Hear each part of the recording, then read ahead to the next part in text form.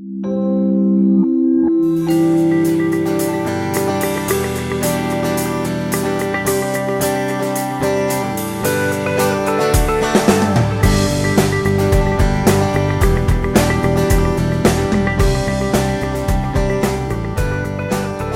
evening. My name is Cassandra Mickey. I'm a partner in our consulting practice and I lead our Symmetry team, which is a PwC initiative currently in consulting, but we're about to go cross-loss, which is very exciting, across all the other divisions of our practices.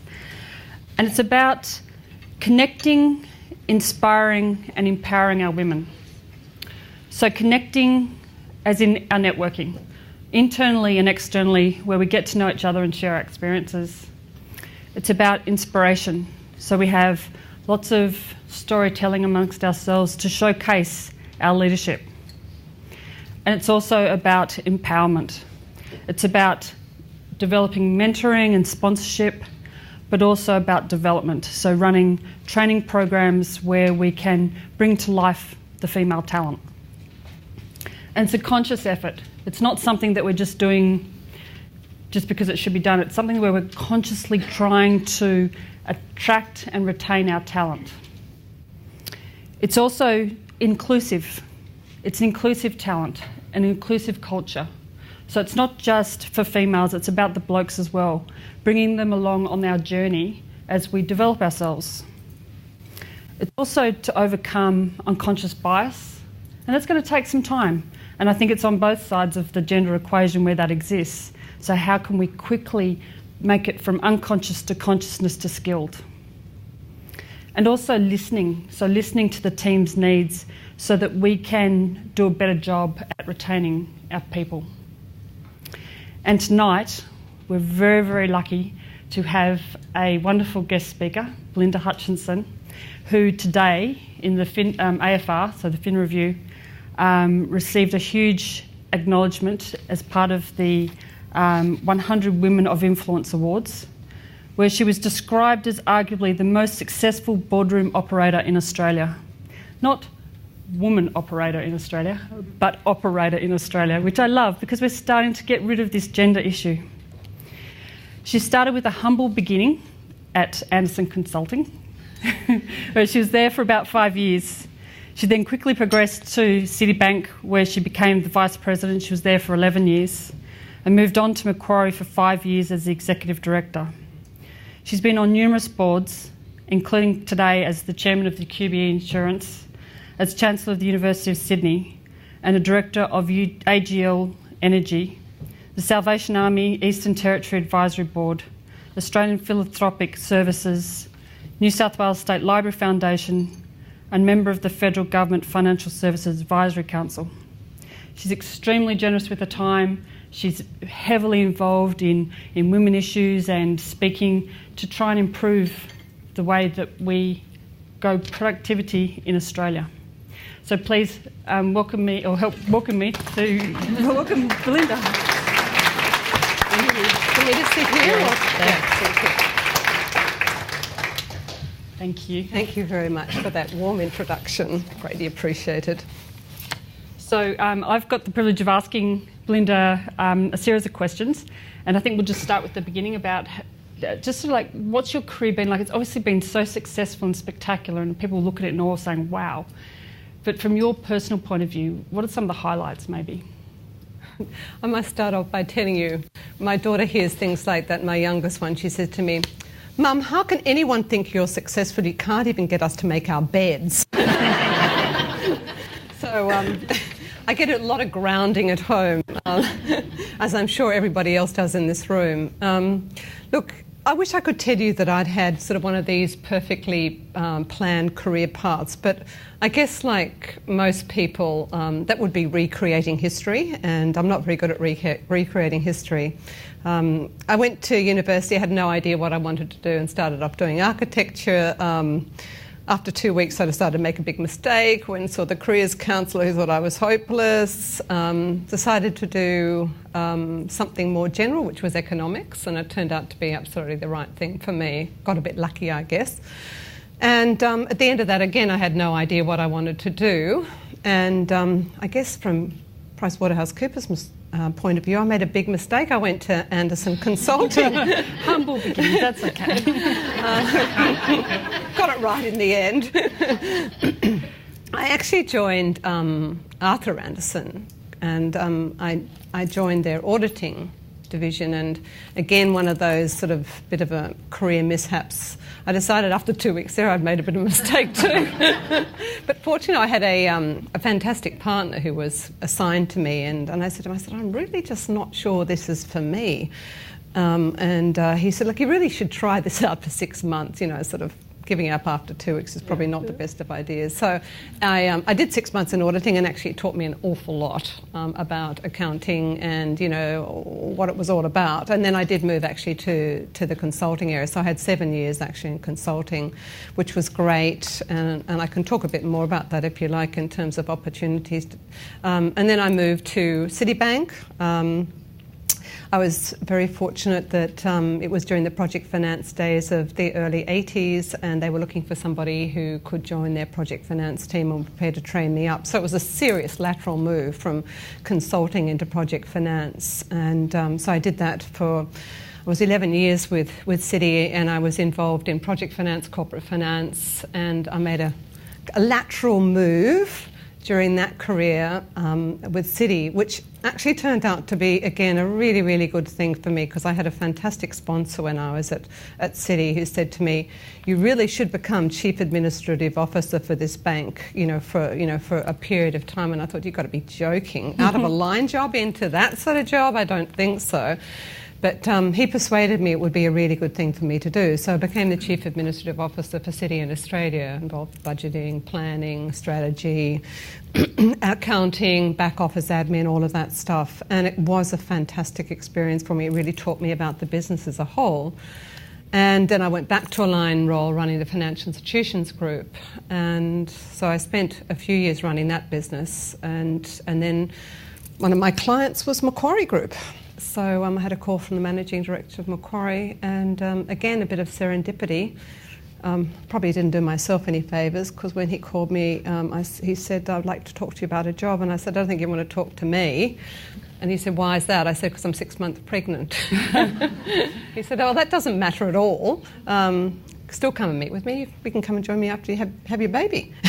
So which I did. So then I had 6 years with Macquarie, and I was in their corporate advisory area first, and then I set up the equity capital markets business, and then after that I transitioned into a non-executive director career, and I've been really fortunate in that career. I mean, it's been over the last 15 years, but I've had a whole range of board experiences. Started off with small companies. QB was a very small company when I first joined. Started off with a whole bunch of state-run entities that I was on the board of. Started with Sydney Water, then I moved to Energy Australia, and then I moved to Snowy Hydro Trading, and I was also involved with the TAB in Sydney as part of its privatisation, and then on that publicly listed board. So then moved on to Telstra, moved on to Coles, Myer, and AGL, and so I've been through a whole range of really interesting companies, and it's been a great experience. And then last year I got a call out of the blue saying, would you like to consider being the Chancellor of the University of Sydney? And I was like, I think you got the wrong telephone number. Again. But I had a cup of coffee, and I had a couple more cups of coffee, and now I'm the Chancellor of Sydney University, which is a wonderful institution with 50,000 students, 7,500 wonderful academic researchers and teachers. And we just do amazing work out there. So it's a fantastic experience as I learn about the higher education and research sector. So that's sort of me in a nutshell. And I'm happy to sort of talk about any other areas that you think might be interesting. Well, you talk about, so people who don't know, Belinda wrote the foreword for Lean In for the Australian version, which is the book by Sheryl Sandberg. And you talk in that about, and she talks about it in a book about the jungle gym. Yeah. And you described having a lateral move through Citi and the role of sponsors. Do you want to pick up on that in terms of what is a jungle gym move? The jungle gym moves are moves like I made when I was at Citi, and I was at that stage the head of corporate finance in New South Wales. So I had a range of top 100 companies as my clients, and I had a team of people working for me, and so I was involved in an area where I was doing some really interesting transactions and we got bonuses and things like that. So that was all pretty attractive. And to be offered a job as like the chief administrative officer of the bank, from my perspective, didn't sound that exciting because I thought, it's not the transactional side. But my boss was the chief executive officer of the bank, and he said to me, no, you really should do this because this is such an important part of your career development. And he was so right, and he persuaded me to do it. And I sort of really am grateful for him for that opportunity, because I would never put up my hand for that job. But he gave me that opportunity, and he pushed hard on me to do that. Yeah. So it's just a great example of why doing something a bit different is the right thing to do. And similarly with moving into banking. When I was in consulting, I'd had a fantastic time. I'd worked in Sydney in a whole range of industries, and again, as in talking about Cheryl's book, the other thing she talks is about sitting at the table and taking advantage of opportunities. While I was at Anderson Consulting, I'd been there 3 years, and the word went out there was this really big job in the US, and I thought that sounded pretty exciting, except for the place where it was, and that was in Chattanooga, Tennessee, which is hardly bright lights of the big city, New York or anything else. So everyone went, you've got to be joking, I'm not going to go to Chattanooga, Tennessee. But I thought, actually, this is the biggest project this firm has ever undertaken. Why don't I give that a go? Yeah. I've never been overseas and worked. Why don't I put my hand up? So I sort of rather gingerly put my hand up, and of course they grabbed it because no one else put up their hand to go. But it turned out to be just a fantastic experience for me, because I was one of 100 people shipped in from all around the world to work in Chattanooga, Tennessee on a really fabulous project which was with the Tennessee Valley Authority. It was a material management system. And as a result of that, I got to know a whole bunch of the partners from the head office, which was in Chicago. And one of them said to me when we finished that project, don't go back to Australia, come up to Chicago. I'd really love you to run a project for me. So at the age of 27, I was running a team of 100 people in Chicago, and Chicago's a great city. Now, that's a really fun city to live in. So, it was those sort of things, to do something that's a bit lateral and outside your comfort zone and not what you're really thinking to do, was just terrific. And I could probably give you one more example. Can I jump in just a little bit? Because that's through that example, when you're on a jungle gym and you sort of got two safe arms and you've got to swing, and this is the lateral move. When you're going through that decision, when somebody says, hey, here's an opportunity, you're like, oh, who, me, what, her? Yeah. What goes through your head, and how do you create the vision to be able to take that confidence to swing through?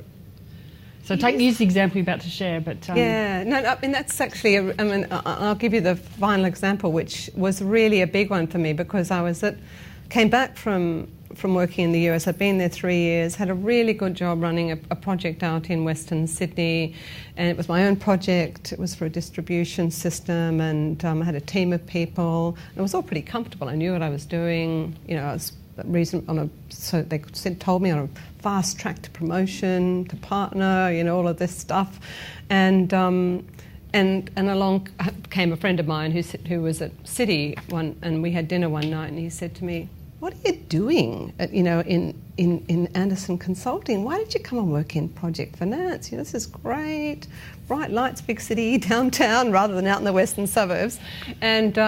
But I was sort of really looking for something a bit different, and I thought, oh, no, look, I'm fine, I've got a good job, I'm well paid, it's okay, I'm doing well. He said, no, you really, if you don't take advantage of this opportunity, they're looking for someone, they want to train you up. This is a really great job. Citi's a great organisation. You really should take advantage of it. And I was sort of really reluctant, but I sort of went home and slept on it, and he called me again, and so he said, just have a meeting with the boss of this business. Just have one meeting.